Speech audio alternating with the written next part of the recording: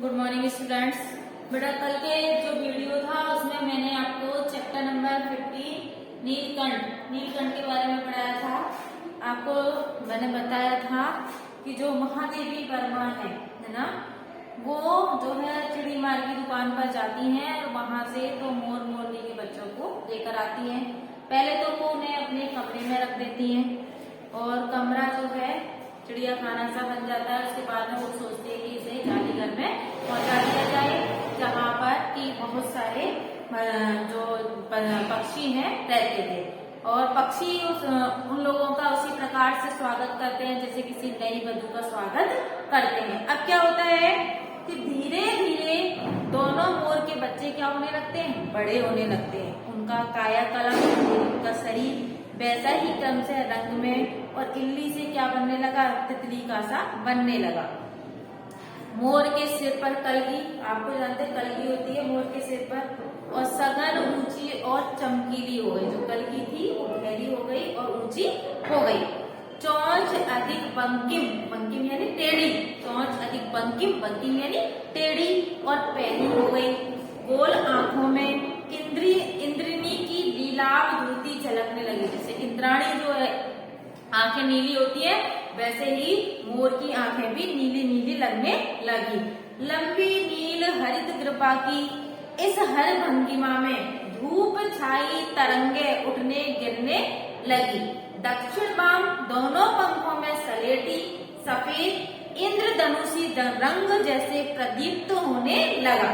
तो दक्षिण बैठा उसका तो कैसे लगने लगा, जैसे कि इंद्रधनुषी रंग उसमें चमक रहे हो। रंग रहित पैरों की गर्वीली गति ने एक नई गरिमा से रंजित कर दिया। उसका गर्दन ऊंची कर देखना, मोर का गर्दन को ऊंची करके देखना है ना बेटा, ऊंची करके देखना।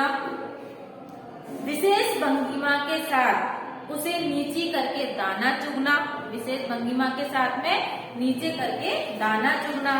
पानी पीना, टेढ़ी कर शब्द सुनना आदि क्रियाओं में जो सुकुमारता और जो सौंदर्य था उसके अंदर, उसका अनुभव देखकर ही किया जा सकता है। गति का चित्र इससे आंका नहीं जा सकता। मोरनी का विकास भी, मोरनी का विकास मोर के समान ही चमत्कारिक तो नहीं हुआ, परंतु अपनी लंबी धूप छाई गर्दन, हवा में चंचल कलगी, पंखों की श्याम श्वेत पत्र लेखा, मंथर गति आदि से वह मोर की क्या लगती थी, सहचारिणी होने का प्रमाण देती थी बेटा, साथी होने का प्रमाण देती थी। नीली गर्दन के कारण मोर का नाम तो रखा गया बेटा नीलकंठ। नीली गर्दन होने के कारण मोर का नाम क्या रखा गया, नीलकंठ। और मोरनी और उसकी छाया के समान रहने के कारण, उसके साथ साथ रहने के कारण उस मोरनी का नामकरण किया गया राधा।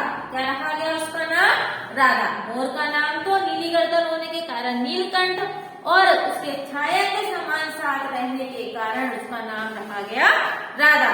मुझे स्वयं ज्ञात नहीं कि जब नीलकंठ ने अपने आप को चिड़ियाघर के निवासी जीव जंतुओं का सेनापति और संरक्षक नियुक्त कर लिया, तो नीलकंठ था उसने जो चिड़ियाघर था उन सब निवासियों को अपने आप को क्या बना लिया, सेनापति नियुक्त कर दिया। सवेरे ही सब खरगोश कबूतर आदि की सेना जो है इकट्ठा होकर के उस ओर ले जाता जहां दाना दिया जाता था। सुबह उठता और जो नीलकंठ था सबको इकट्ठा करके उस ओर ले जाता जहां पर की दाना दिया जाता था बेटा। फिर क्या हुआ, खरगोश कबूतर आदि की सेना इकट्ठा होकर उस ओर चली जाती जहां दाना दिया जाता और घूम घूम कर मानो सबकी रखवाली करता था नीलकंठ।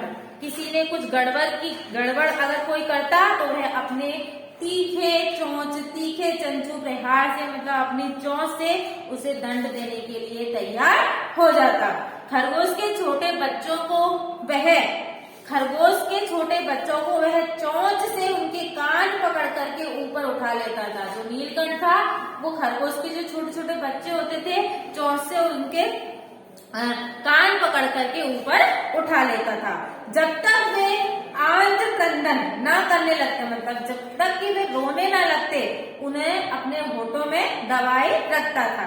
कभी कभी उसकी पैनी चोंच से क्या होता, खरगोश के बच्चों का कर्ण भेद संस्कार हो जाता, यानी कि कान छिद जाते, पर वे फिर कभी उसे क्रोधित होने का अवसर ना देते, लेकिन उसके बाद में वो शैतानी नहीं करते। दंड विधान के समान ही उन जीव जंतुओं के प्रति उनका प्रेम भी असाधारण था, है ना। फिर प्राय वह मिट्टी में पंख फैला करके बैठ जाता था। कौन? नीलकंठ। कहाँ बैठता था? मिट्टी में पंख फैला करके बैठ जाता था।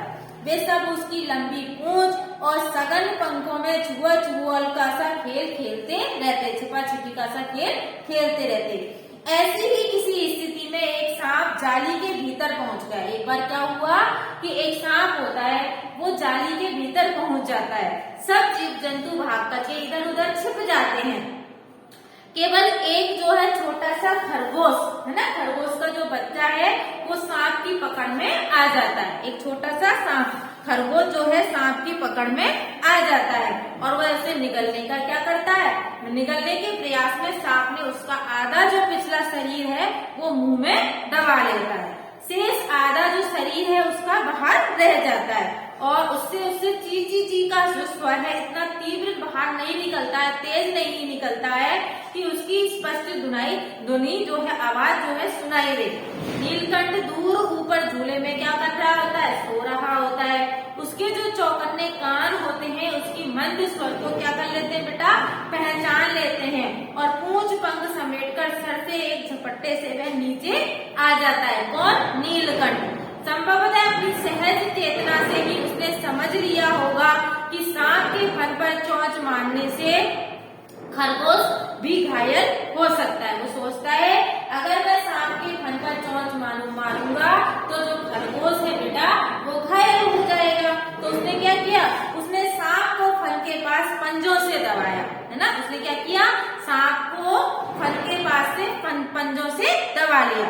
फिर चोंच से इतना प्रहार किए कि वह अधमरा हो गया। अधमरा यानी आधा मरा हुआ हो गया। पकड़ ढीली पड़ते ही जो खरगोश का बच्चा है बेटा उसके मुंह से बाहर निकल आया, परंतु वह निश्चेष्टा मतलब घायल सा ही पड़ा रहा। राधा ने सहायता देने की आवश्यकता नहीं समझी। राधा भी थी उसके साथ, लेकिन उसने सहायता देने की आवश्यकता नहीं समझी, परंतु अपनी मंद केका से, केका कहते हैं मोर मोरने की आवाज को, किसी असामान्य घटना की सूचना की ओर प्रसारित कर दिया। मतलब उसने सब तरफ इस बात को फैला दिया। किसने? राधा ने। माली पहुंचा, फिर हम सब पहुंचे। नीलकंठ जब सांप को नीचे रखे उष्णता देता, जब सांप के 2 खंड कर चुका था, तब उस शिशु खरगोश के पास गया और रात भर उसे पंखों के नीचे क्या देता रहा, उष्णता यानी गर्मी देता रहा। कार्तिकेय ने अपने युद्ध वाहन के लिए, जो आपको पता है कार्तिकेय का जो वाहन होता है वो क्या होता है, मयूरी होता है, मोरी होता है। उसने ये क्यों चुना होगा ये आपको पता चल गया होगा, है ना। यह उस पक्षी का रूप और स्वभाव देख करके आपकी समझ में आ गया होगा। तो बेटा इस चैप्टर को आज यहीं पर समाप्त करते हैं। बहुत बड़ा चैप्टर है, तो कल के वीडियो में एक बार और इसको कराना पड़ेगा तभी कंप्लीट होगा। तो आगे इस चैप्टर को आप खुद भी रीड करना और अच्छे से समझना बेटा। धन्यवाद।